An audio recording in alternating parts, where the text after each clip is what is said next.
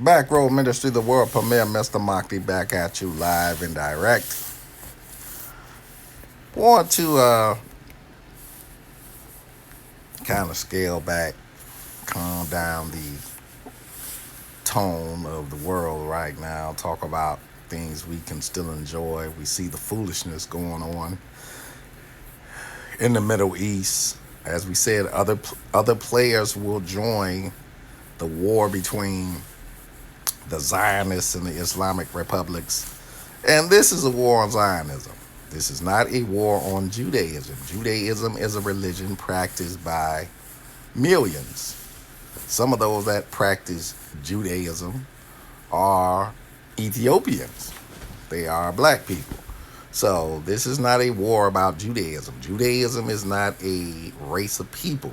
That is something that people try to utilize to continue to play victim role when they make decisions that harm other people, which go against the holy books. So this is about Zionism. Here's some things about Zionism. All Zionists are not Jewish, meaning they don't go to the synagogue. Think about Ted Cruz. Ted Cruz would be considered a Zionist, but he doesn't go to synagogue. He doesn't read the Torah or celebrate the holidays that other Jews do because he's not Jewish. He's a Zionist. Zionists are really the individuals who believe there should be an Israeli state. That's it. And you could have Jewish people that believe this and they want it to look a certain way. They don't want a Israeli state full and packed with war, but that's what happens when you come and take over somebody else's homeland. It's going to be met with aggression. If you come up in my home talking about you're going to create a state, me and Mr. Smith and Mr. Weston might have an issue with that, and I'm going to start shooting at you. It's going to be a war. So, this is pretty much what created this problem. And remember when the Zionists first came into what today is called Israel, they went into Palestine. So they first settled in Palestine. So they are settlers. They have settled in someone's land and they built the Israeli state, and people were already there. So this is more about conquest. We're going to take over Lebanon. We're going to try to push into some of these other countries. And we want to expand. They took over Gaza, so they want to expand, but the expansion, it will not be taking place. The day of the Zionists is pretty much over, and we're seeing the fall of Zionism as they pushed against the Persians or the Aryans. Now, for all those folks, for all those folks who sit and call themselves Aryans, for all those folks during the time of World War II and down with Hitler and the Nazi parties who call themselves Aryan, all those bald-headed white guys that walk around the prison yard and call themselves Aryans, I think they need to further their historical study of what an Aryan is. The word Aryan is the word that was used to describe the tribe that now is in what we call modern day Iran. So the Aryans are the Iranians. They're the Persians. That's who those people are. So before you start grabbing some of these names, especially from the World War II period, I think you need to do some research on why Hitler was calling himself an Aryan. Why was he saying that? So go do some better research.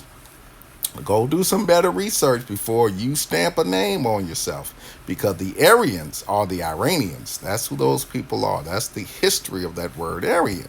So a lot of times we're not reading and doing our just to understand the history of the world and where these tribes come from and who these tribes actually are. So anybody in prison or anybody you see calling themselves an Aryan, just remind them that they're Iranians if they're calling themselves Aryans. See how they kind of respond to that. But we see the momentum of the world war picking up, and this is a war about energy, old energy, as I like to call it. Oil still has a major role to play in the new technologies. Even when we go to electric cars, we still have to power those electric cars. So we're going to need the grids up. We're not going to overuse the grids anymore. That's going to be the benefit of how we use oil moving forward, but we still use oil for a lot of things. It's just not to put in your car. So there's a lot of different uses for oil. Um, the petrodollar is dying. And the petrodollar, for those that don't know, oil must be bought in dollars. That's why the dollar has so much value around the world. Before the 1970s, we all were in the gold standard. If you've really been listening to Trump, I don't think he ever liked the idea of the petrodollar. I think he's trying to kill it. And when they were at Mar-a-Lago and Johnson, you know, the Congress majority, Johnson made the statement, oh, well, you know, we're going back to the golden era. I mean, the golden standard. He makes that statement. Like I say, with these people, you have to listen to everything they say because everything they say is in code. So I think they want the petrodollar to fall. I think they do want to go back to the gold standard because if you got to remember, during the time of American prominence, it wasn't about the petrodollar and oil was still prevalent. It was about the gold standard. We had more gold than anybody had. We had a lot of gold, and we still have a lot of gold. But does it still have the value that it had in the past? And I don't think it does. So I think we're going back to the gold standard in a way of buying things. Um, we see the yuan picking up, and the yuan is Chinese currency. Iranians are saying if you want to go through the Straits of Hormuz and move your product, you need to move it in Chinese currency. And we're going to see the Chinese probably take the bait of the yuan. We'll see some people buying oil using gold. So if that comes up, and then the word of using gold to buy oil pops up, then we'll see how things play out. We got the South Korean and North Koreans, of course. The protection was moved out of South Korea. A lot of their interceptor missile, a lot of their defense systems have been moved to protect or fire at Iran and protect resources in Israel because Israel is just falling apart right now. They're not letting you see that, but they are getting pummeled, and it's just going to get worse, especially if Iraq falls. Those Iraqis are going to go up in there. You're going to see a unified Arabian Peninsula again. You're going to see that unification coming up with Sunnis and Shiites deciding to work together. Will it last long? Who knows? But they will be deciding at some point to work together and build up their financial empire because it's coming. But lots to see. North Korea might join in the war. They might join in the war. And before we get started with the fun part, we were looking at vibrations and something I didn't do.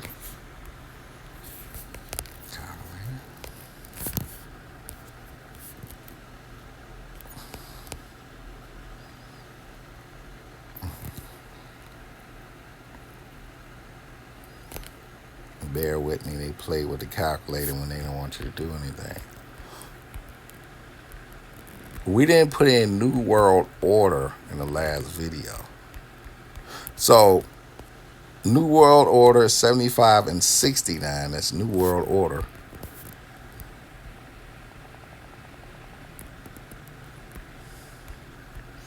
We had Iran, which is 42-24. We had Israel.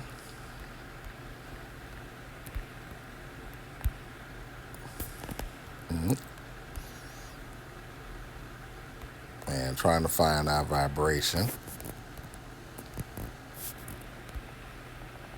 We had Trump.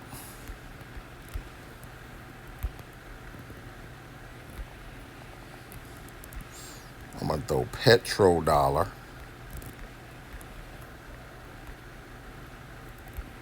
Also in there.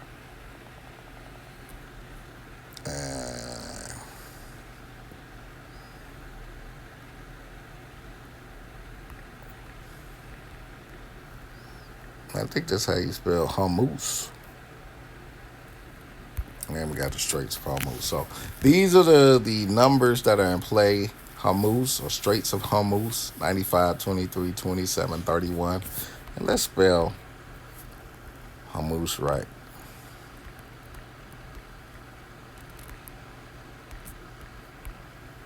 Okay, Hormuz. We are dead and wrong.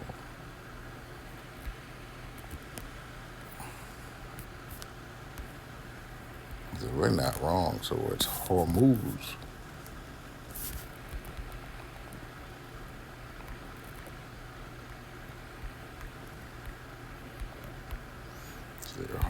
Hormuz 38, the death code. If you go through that, now you will be shot at. So the death code will play.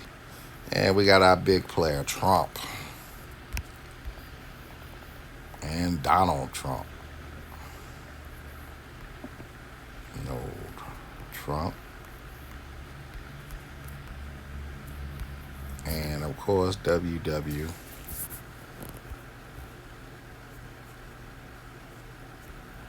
I had to put it in the way they do it. One, two, three. All right. And those are our numbers. So, Donald Trump. I put Donald Trump World War Three. Let's just put World War Three, which is 37 to 12 prime. I don't know what that's about. Let my history back up. Add that. And there we are. So, looking for vibrations out of what we got.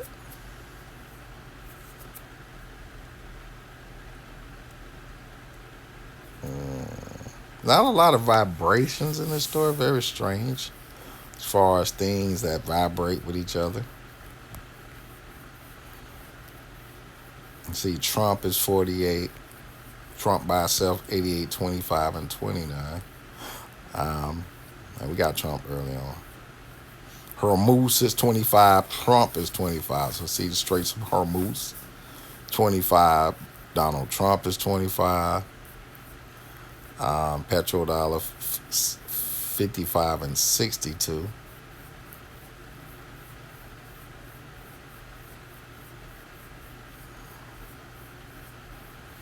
Iran 24 and 30.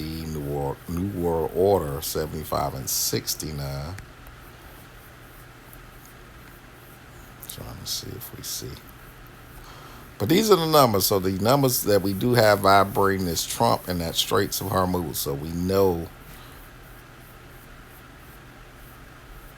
that's going to come in play.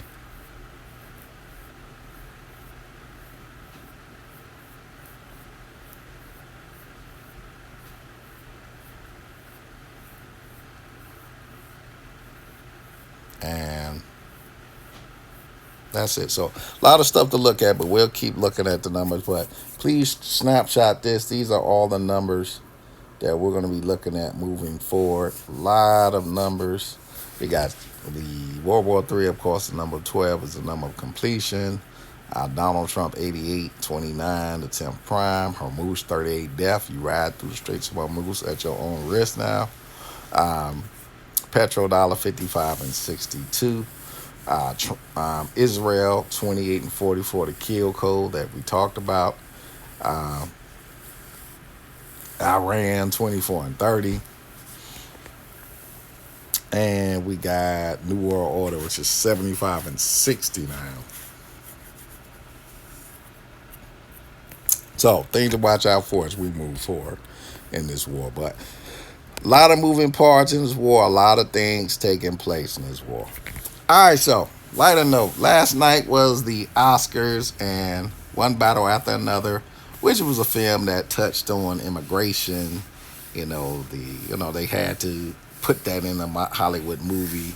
Um, was the big winner last night. Leo did not get Best Actor. Best Actor did go to Michael B. Jordan last night, which was not a surprise. I mean, those I was a fan of Leo getting it. I didn't mind Michael B. Jordan getting it because he did play two characters and two roles.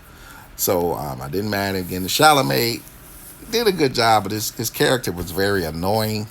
And, that's why I really was not feeling Marty Supreme. It's a good movie, but he plays a very annoying character. But by far, one battle after another. it failed because it was promoted wrong. It was really promoted wrong. So if you were sitting in a movie theater and I caught the trailer for this in a movie theater, I did not know what the movie was about. I was trying to figure it out. People just running all over the place. It was just very badly promoted. So it wasn't a movie that everybody went to see.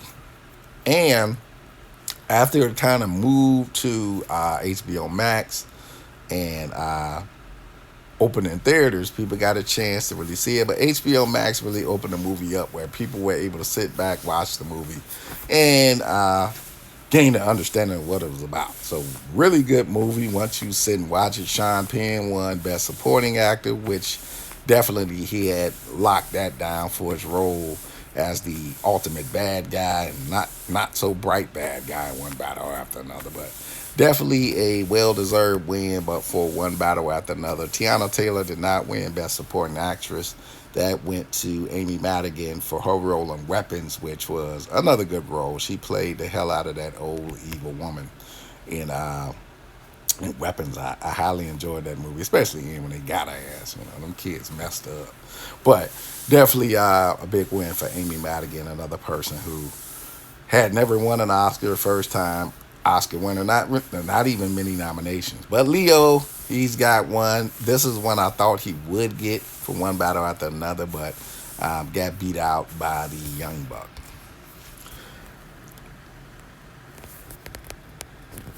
And as I said, Michael B. Jordan did win Best Actor. Not many Best Actors that are black, and definitely not many Black Americans. Best Actors, he makes the third. So it'll be Michael B. Jordan, it'll be Denzel Washington, and then of course it'll be Will Smith. And Michael B. Jordan didn't have to slap anybody to become Best Actor. He just did his job. He carried a movie. He made that movie a huge success. And I'm not a fan of Sinners. People around me like it. There are a lot of good parts in Sinners. Sinners could have been a lot of other movies, in my opinion, because Coogler also won Best Director. I mean, not Best Director, but Best Original Screenplay. Although the way he presented that vampire was just butt booty horrible, and I'm not going to ever let Ryan Coogler come out of the way he presented that vampire. It was just one of the worst vampire presentations in history for me, and it's really not a good vampire movie. I just hated that. And once you put a bad seasoning on a movie, it makes the movie bad. I mean, it holds together due to Michael B. Jordan, but outside of that, it definitely it struggled with this whole introduction to this vampire. And the movie started off great. It started off with a lot of good parts, a lot of good acting, and then the vampire kind of took me out of the movie. I'm sorry, it took me out. And you've seen the original trailers. I didn't even know what the movie's about. I was thinking that one of these guys was the devil, some other stuff, but when he brought the vampire, and I'm like, he kind of threw me for a loop with that. But definitely, it's hard playing two actors. Well, playing two characters. Not a lot of people can pull it off. We've seen a lot of movies where one actor tries to play two people. Sometimes it works, sometimes it doesn't work. And once you have the ability to pull it off, especially with all the new technology and the stuff they have to wear, the rigs and everything, and you pull it off successfully, you know, this is what it should look like. So this is a master class for a lot of young actors in how to play two roles. The two characters you play should not be the same. You should watch the movie and almost see two different people. And that's pretty much what Michael B. Jordan was able to achieve with his roles in Sinners, where you didn't see the same person. They were twins, but you saw the difference in the twins due to how he had the personalities of the twins, the facial expressions. Nothing they did was the same. Everything was different. And that's the way you play two characters. So masterclass from Michael B. Jordan on the playing of two characters in a movie and showing people how it should be done. This is how we need to see it. If you playing the character the same damn way, you're not doing it correctly. So, bravos to Michael B. Jordan for winning the Oscar, becoming the third foundational Black American to win an Oscar, um, and well deserved, and the fourth black actor to win an Oscar. We got Sidney Poitier. We got to throw in there. He's not a foundational Black American. He is from I don't know. Is he from the islands or from one of the African countries? I know his people were in England, but they migrated there. But Cindy Poitier, the great, won a few Oscars, and for Michael B. Jordan, I think this is a movie where yes, it's deserved, but I don't think this is the movie that is his movie where we can say hands down it's his. I don't think that movie's come yet. I think he will now get an opportunity to show he can lead some movies. I've been watching Michael B since he was a kid. It was some movies I could care less about him in because he wasn't interested. Fields A Station was one of those movies. He was not interested as an actor at that point. I think he's built himself up to from Wallace on the Wire. For those of us, we've been watching Michael B. Jordan since he was Wallace on the Wire, and he played the hell out of Wallace on the Wire. And to see Wallace on the Wire, somebody from the Wire, be able to walk across that stage and win an Oscar, we have to give kudos to that show. We got to give kudos to The Wire for being able to grab some of these talents, harness some of these talents, and bring them out. Think about all the people that came from that show who really, really, their careers took off after The Wire. And it really took off. Them getting that opportunity to be on that show, careers just took off. And Michael B. Jordan is the biggest success from that Wire to come out. We have Stringer Bell. Stringer Bell did good as well. He's had a hell of a career. Hasn't been positioned for a Oscar yet, but he had a hell of a career come off that show, The Wire. But Michael B. Jordan, the creator of The Wire, I know he stood up. He was ecstatic yesterday for being able to say he had the honor and the privilege of working with Michael B. Jordan when he was a kid, and to see a kid walk across that stage and get that Oscar for Best Actor, you definitely you got to be ecstatic to see one of your proteges, somebody you gave an opportunity to explode like that. So hats off to Michael B. Jordan, and like we said, hats off to one batter after another. It just did not get the promotion that it needed. It did not get sold right. And unless you sat and watched it, you don't know what the movie was about. I had to sit and watch it. If you get an opportunity, go on HBO Max, watch the movie. You'll see why I felt Leonardo should have been Best Actor. I think he did an excellent job in it, and it was a well-deserved Best Actor nomination for him. He's been nominated several times. I thought this was the movie he actually should have won for, but he got beat by somebody who outclassed him and outperformed him this year. And it is what it is. But they walk away with the Big Daddy and several other awards. And Sinners walked away with a lot of awards, but Sinners was not the best picture of the year. Hands down, it was not the best picture of the year. Like I said, the presentation of that vampire for us movie fans, you can't get away with that. Editing, you weren't going to be winning the Oscar for editing based on how you presented the damn vampire. So, that was the first big mistake of the movie, and it was an editing mistake that we caught right off the bat.